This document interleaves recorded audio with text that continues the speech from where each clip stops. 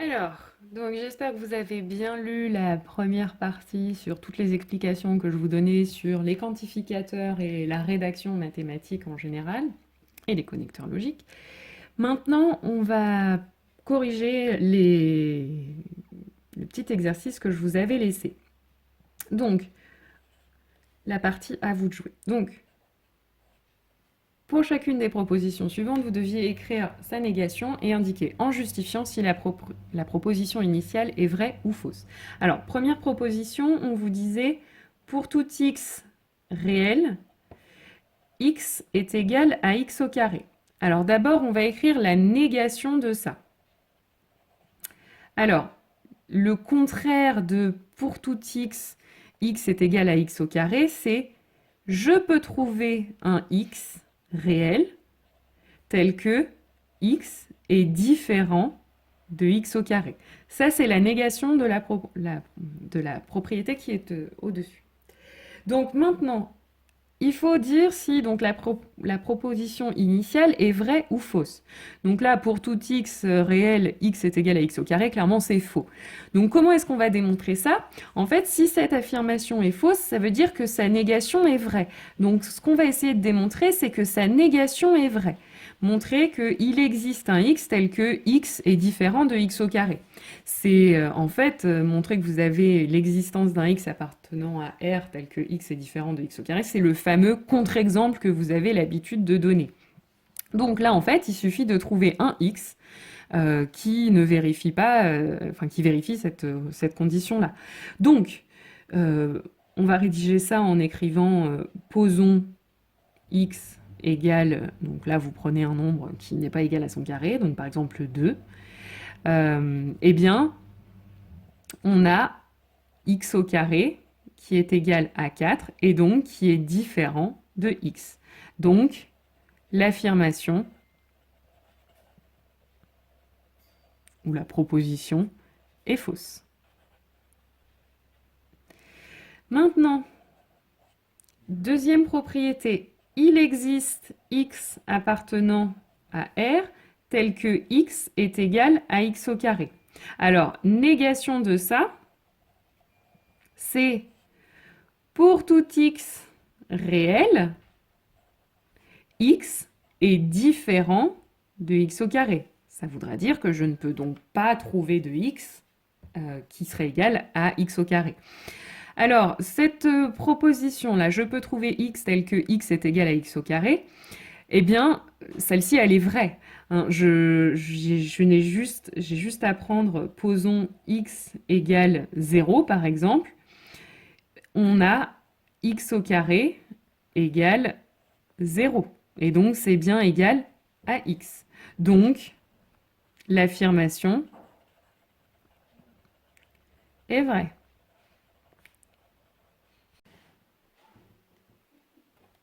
Alors maintenant, troisième proposition, il existe n entiers naturels tel que pour tout p entier naturel, p est inférieur ou égal à n.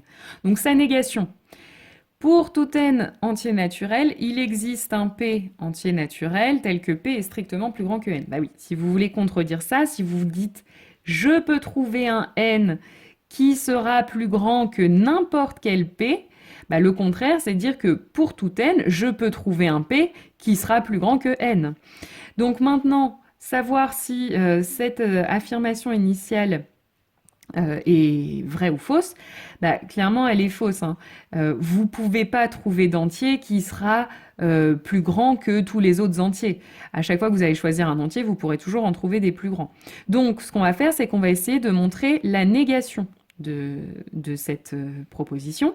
Donc on a une proposition à démontrer qui commence par pour tout n entier. Donc on va commencer en écrivant soit n un entier ou considérons n en entier, ou on peut vraiment trouver plein d'autres formulations, mais celle-ci est déjà bien. Maintenant, on doit montrer qu'il existe un p entier naturel. Donc là, c'est à vous de le trouver, le p qui va bien permettre d'avoir cette condition vérifiée. Donc là, on peut prendre par exemple p égale n plus 1. On peut prendre n plus 2, n plus 3. En tout cas, en choisissant n plus 1, on a bien un entier. N est un entier, si je lui ajoute 1, ça reste un entier. Et on a bien P comme c'est égal à n plus 1, c'est bien strictement plus grand que n. Donc on a démontré la négation, la proposition initiale est donc fausse. Maintenant, quatrième proposition. Donc vous avez pour tout n entier naturel et pour tout p entier naturel, p est inférieur ou égal à n. Alors, négation de ça. Donc, si vous dites pour tout n et pour tout p, p sera inférieur ou égal à n, le contraire, c'est je peux trouver un n entier naturel et je peux trouver un p entier naturel tel que p sera strictement plus grand que n. Donc, là, l'affirmation qui est ici est clairement fausse. Hein. À chaque fois que vous allez choisir un entier n, il ne sera pas plus grand que n'importe quel entier n, n'importe quel entier p. Donc, ce qu'on va faire, c'est qu'on va montrer la négation.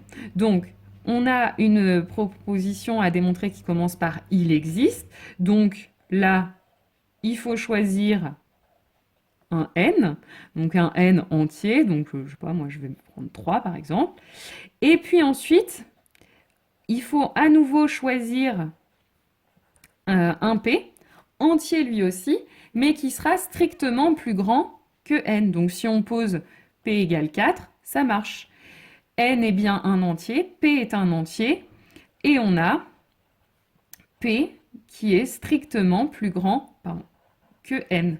Donc, l'affirmation, la proposition initiale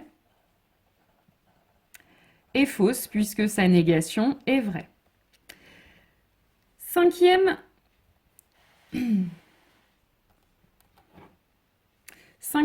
proposition.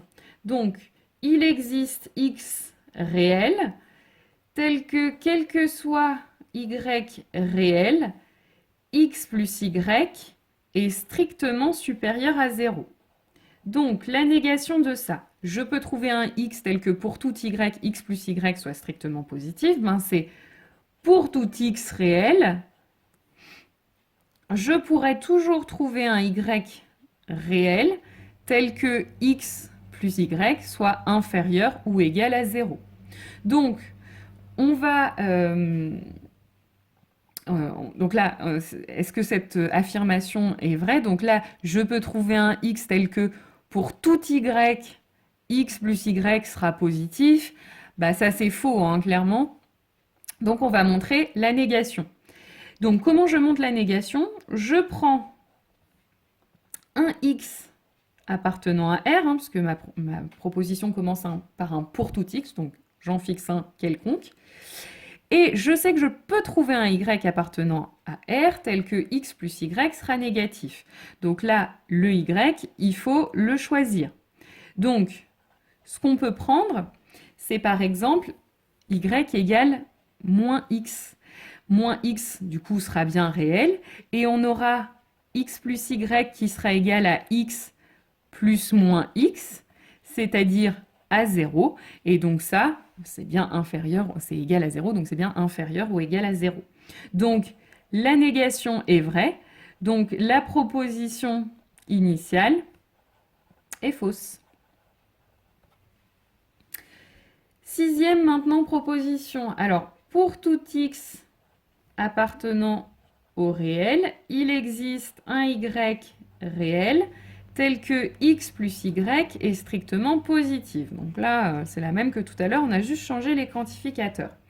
Alors, la négation. Donc, pour tous les x, je peux trouver un y tel que x plus y est strictement positif. La négation, c'est, il y en a un, il y en aura un, tel que, quel que soit le y que je choisisse, x plus y sera inférieur ou égal à 0. Donc, x, il existe x réel, tel que pour tout y réel, x plus y est inférieur ou égal à 0. Alors, cette fois-ci, avec ces quantificateurs-là, la proposition est vraie.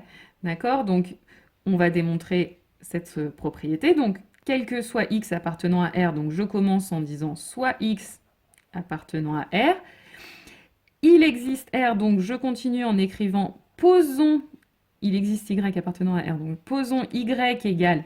Et donc là, pour avoir x plus y strictement supérieur à 0, bah, ce que je vais faire, c'est comme tout à l'heure, je vais prendre y égale moins x, et puis, donc ça va me permettre d'annuler en fait le x et le y, enfin le x avec le moins x, et puis pour que le résultat soit strictement positif, bah, j'ajoute un nombre strictement positif, donc plus 1 par exemple.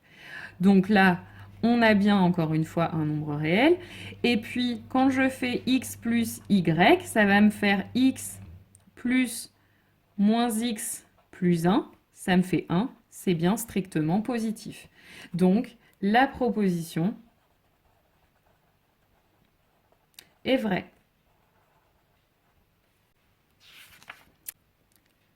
Septième proposition.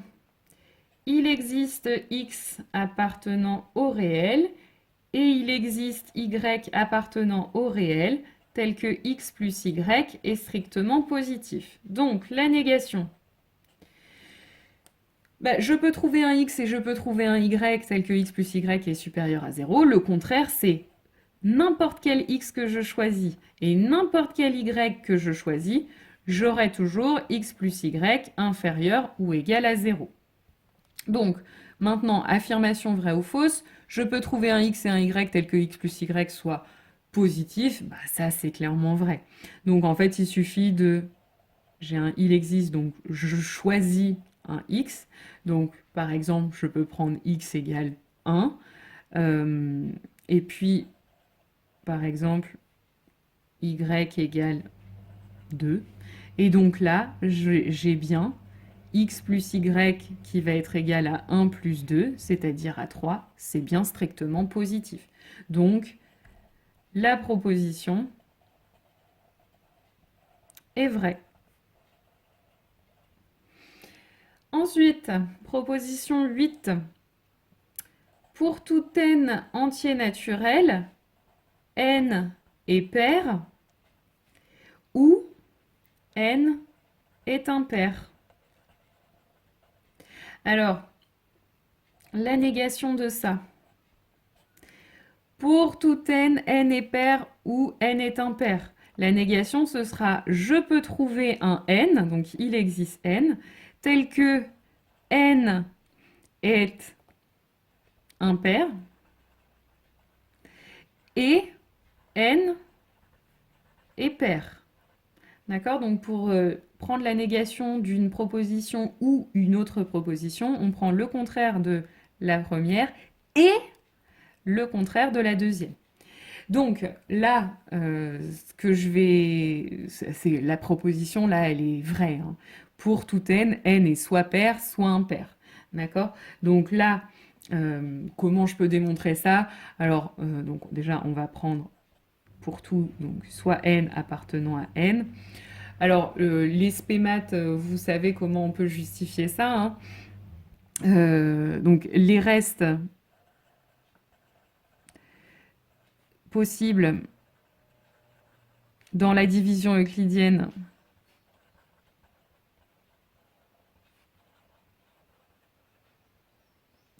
par 2 sont 0 et 1.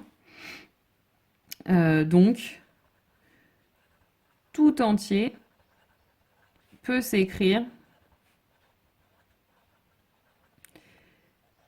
n égale 2k ou n égale 2k plus 1 avec k entier. Et du coup, dans ce cas-là, n est pair. Et dans l'autre cas, n est impair. D'accord? Alors, autre façon de le justifier, bah, c'est qu'en fait, n est pair. Si je prends sa négation, bah, c'est exactement n est impair. D'accord? Donc, ben, si je vous ai dit, hein, si une affirmation est vraie, enfin, si, pardon, si n est pair, donc vous avez bien quand est-ce qu'un ou sera vrai, c'est quand l'une ou l'autre des propriétés est vérifiée. Donc si n est pair, le ou est vrai.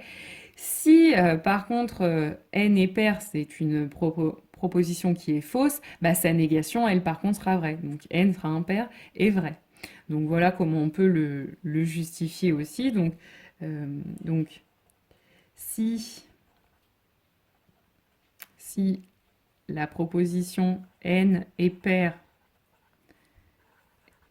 est vraie, ben, le, le ou est vrai, est vrai. Et puis si n est impair, si n est pair est faux, cette affirmation si elle est fausse, ben non n est pair est vrai.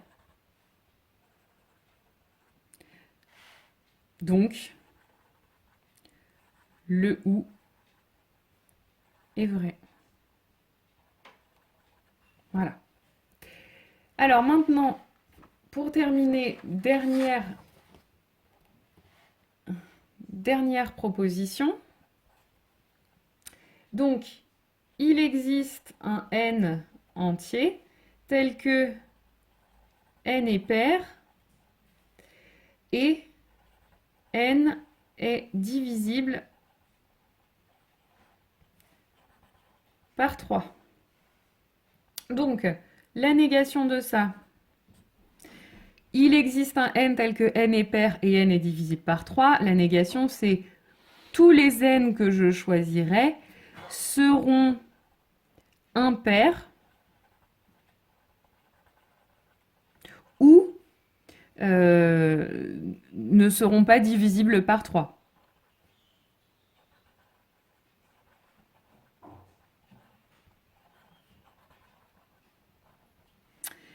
Alors, là, l'affirmation initiale est clairement vraie, hein. Je peux trouver un n qui serait à la fois pair et à la fois divisible par 3. Donc, c'est un il existe, donc il suffit de choisir un n. Et donc, un nombre, il faut choisir un n qui serait pair et divisible par 3. Par exemple, si je prends 6, bah, clairement, n est pair.